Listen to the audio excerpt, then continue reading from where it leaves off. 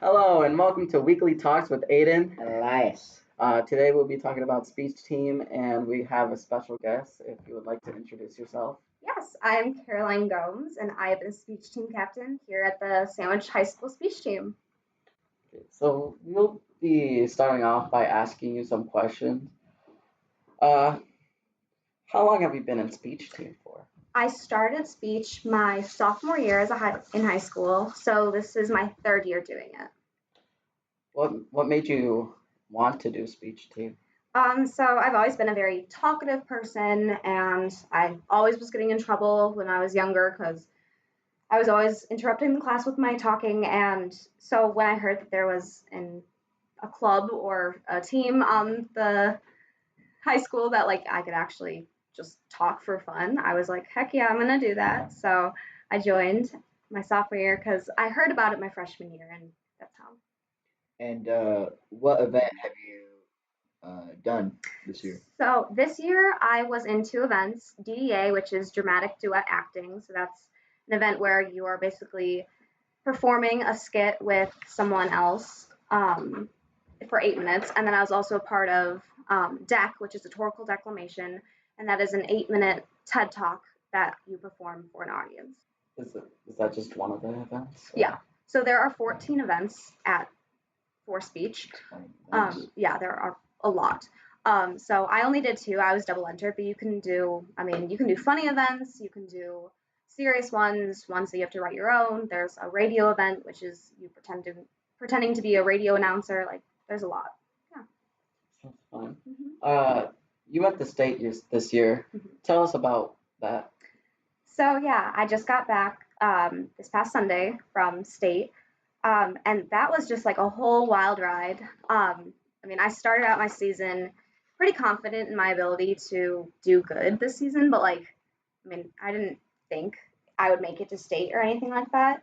I've always been like pretty decent at DEC, but it wasn't until actually our Yorkville meet, which is the last like official meet of the season before the state series, and in that that day I didn't place or anything, which I placed at all my other meets except for that one. And so I wasn't thinking I was going to make it to regionals or whatnot. And then our coach was like, oh, you are going to go to regionals. So that actually surprised me. And at regionals, I got second place. Sectionals, I got second place. And I had a blast. And so then finally, like, making it to state, it truly made me realize, like, wow, I can accomplish like these things.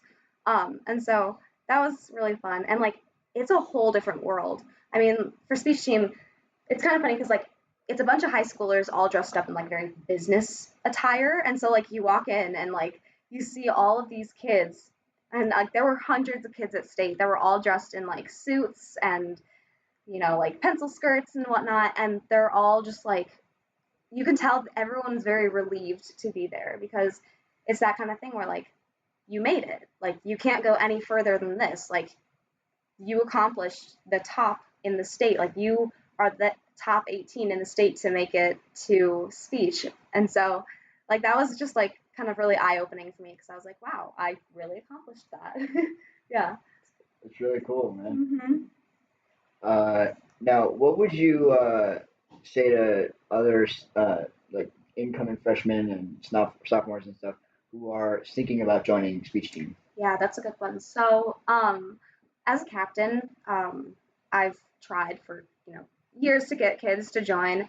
And like the biggest thing I always tell kids who are possibly interested in doing it is like, just try it, see how it goes. You can stop after your first year. I truly wish I started my freshman year, but I didn't. And so like, just honestly, just try it out. Like, there's so many different events in speech that can get you to get out of your comfort zone and stuff. So honestly, just try it. Like, even though it may be strange, like, because you will walk in and you will see people practicing their speech to a wall, which is very strange. Like, yes, it's a thing. We talk to walls, but like, it's this whole new world, and you create these connections with these people that like you wouldn't really think you would, because everyone is going out of their comfort zone and talking public speaking, talking in front of people and getting judged and getting critiqued throughout the season. And you learn so much from that. Like, I am literally taking these skills that I have gotten and I'm carrying them now, I'll carry them throughout the rest of my life. Because, like, if, yeah, I'm going to become a teacher, but I'm using these skills of speaking in front of a live audience for one day when I speak in front of my students, if that makes sense. So honestly, just try it out, see what you like.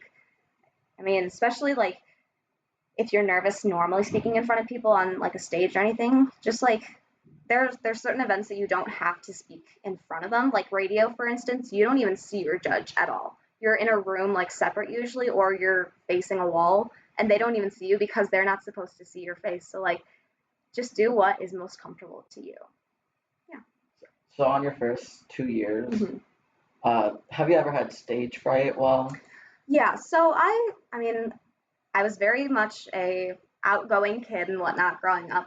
But specifically, like my first year, I remember like my first meet. It's always our Morris meet that we go to the first time, and that's in December. And I remember just like sitting there anxiously waiting for my turn to go up because I mean it's an 8-minute memorized speech that I have to do. And like at that moment, I didn't know if I was memorized or not. And like I knew like I was memorized, but I started like doubting myself and like you still get those like jitters no matter what and those butterflies and stuff before you go out there. But I remember just like sitting there, but there was a girl that came up to me and was just like, hey, like you're new. And I talked with her and like she just calmed me down so much. But like I mean I still get nervous. Like I was still nervous at state this year performing in front of everyone because like it's this massive room, super loud and echoey, and I remember just sitting there like trying to calm my nerves down, like trying to breathe and everything. But yeah, you still get nervous no matter what. I know I was thinking about joining speech team, but then Owen was like, it's a lot of writing, it's a lot of talking in front of people, it's a lot of all of that stuff. And Yeah. then I realized that I couldn't do something like that. And I think Mhm. it's really cool that you are able to Thank you. talk like in front of Mhm. people and give these long speeches Mhm. and I don't know, I find Yeah. that very Thanks. motivating. Yeah, it's truly like I mean, it's not just about, writing down stuff because I mean, I don't do any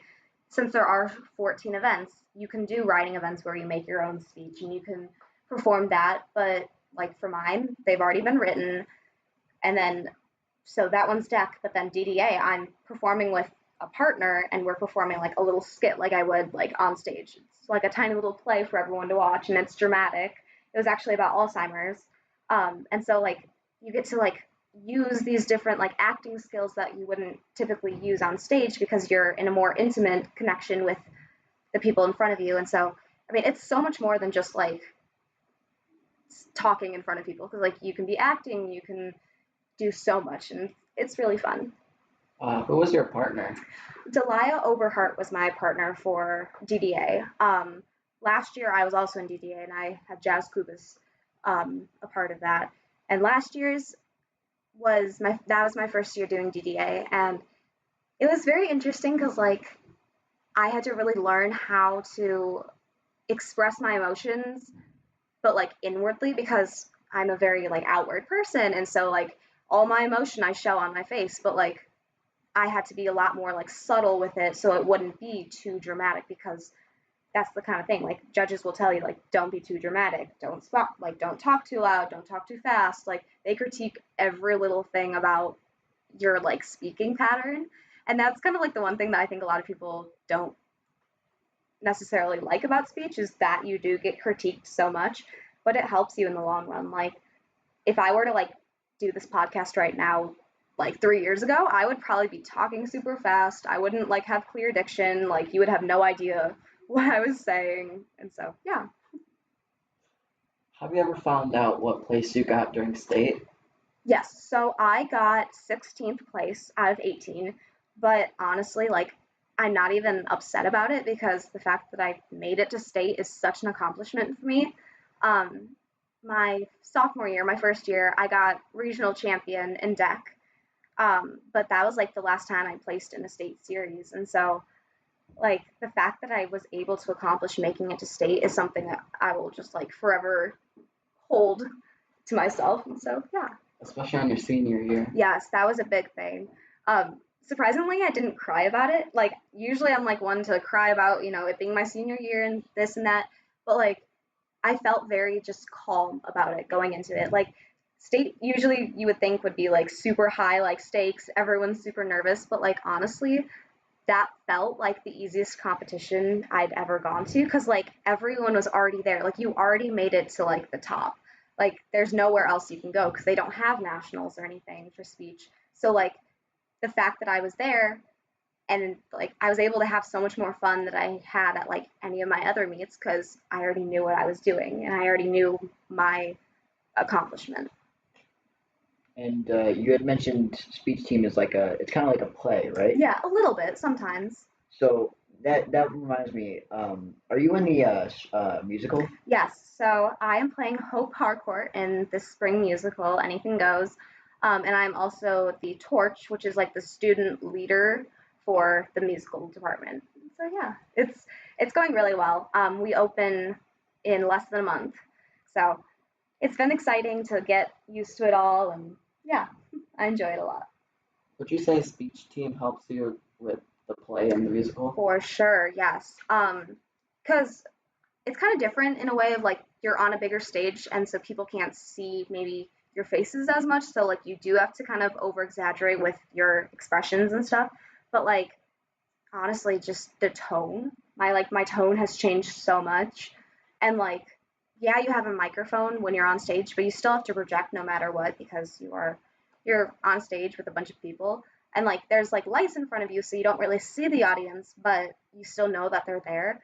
But speech team, like you see everyone in the room because you're in the classroom, and so like being able to have that opportunity to do both at the same time has really gotten me to like use character development a lot and figure out, okay, where do I want to, have like a crescendo in my voice and get louder, and where do I want to like take a pause to make it like a dramatic effect and whatnot. So it's been fun. Yeah. Especially while your performance in Ghostlight, it was amazing. Thank you. Yeah, that was a fun one because that was before my season this year. So like I was able to play around with a character that I'd never played before. I'm always typecasted usually as like the love interest or kind of the motherly role who's a little more calm and whatnot and like is the opposite of the crazy character. But this year I was able to play for Fontaine, the ghost, who she's kind of crazy and she's quirky, and that was a really fun role to figure out how to tweak and make it seem almost like it was fun because like the audience had no idea I was a ghost, and so like I was adding these like subtle moments in there to make it seem like I was that much more different from everyone else, and so that was like I loved playing her. Yeah, I remember watching the play, and it was like, oh wow, Fontaine is a ghost. Yeah. Like it was like I was flabbergasted. Mhm. Like it was crazy. Mm-hmm. You didn't find out until Till the show. I don't Fontaine and Garbiella.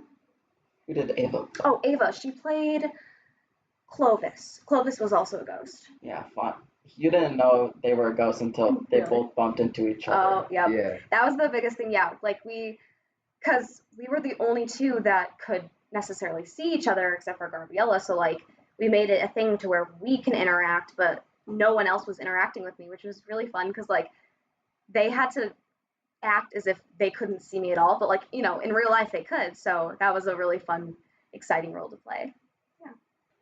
Is there anything you do like before the season starts, like preseason? Yeah, so a lot of times just like get myself ready. I've always been really like interested in like vocal stuff. I'm a singer, and so I do a lot of like singing. I take vocal lessons and whatnot. So like before a meet every day, I mean I wake up usually 2 hours before my call time. So I mean sometimes it's really early mornings. Like our call time will be like 6 o'clock, 5:50, something like that. So I'll wake up at like 4:30, 3, something like that, depends on the time. And I do a lot of vocal exercises and a lot of warm ups and whatnot. And like even with before the season starts, I'm still doing a lot of that stuff because I am a singer. So no matter what, like throughout the year, I'm constantly singing. Even in the summertime, I'm doing different shows and whatnot because I'm in all of those productions, and so I really enjoy like just using my voice for anything, whether it be talking or singing or acting. I enjoy it. So before we leave and end the episode, um, how long is the meetings and how many days are there a week? The meetings or meets. So a competition meet that we have are on Saturdays. It's only on Saturdays, and those take. I mean, it depends on the certain meet because sometimes there's final rounds, but usually it's an early call time, so it'll be like 6, 7 o'clock range, and usually we get back about 3 o'clock if there isn't a final round. If there is a final round, we're sometimes getting home 7, 8, 9 o'clock. It just depends on how far away it is. But then you meet with your coach during the week, and that's like 45 minutes. And usually, like for my DDA, I would meet with my coach on Mondays from 3 to 3:45, and then for DEC, I would meet with my other coach from 2:30 to 3 o'clock. So it kind of just depends on who's your coach, when your schedule works out, and they work around everything for you. So yeah. Well, thank you for having me. Yeah. Would you like to say something for the audience before? Yeah. Just be aware of like your interests. If you find an interest in like acting or any kind of that, like try it out. You can always stop it. Like you don't have to keep on going, but just see it. Like figure it out if you truly want to do it or not. I mean, I've always been interested in that stuff, but like high school is the perfect time to do this because especially here at our high school, they are so willing to give you that kind of push to keep on going and whatnot. So just try it out. Yeah, have fun with it. All right, thank you for recording this with us. Oh, no problem. Thank you. Thank you for joining and watching and listening. To Weekly Talks with Aiden and Elias. Hope you have a good day whenever you're listening to this. I was going to say Thursday, but they're probably not going to listen to this on Thursday. So, All right, bye.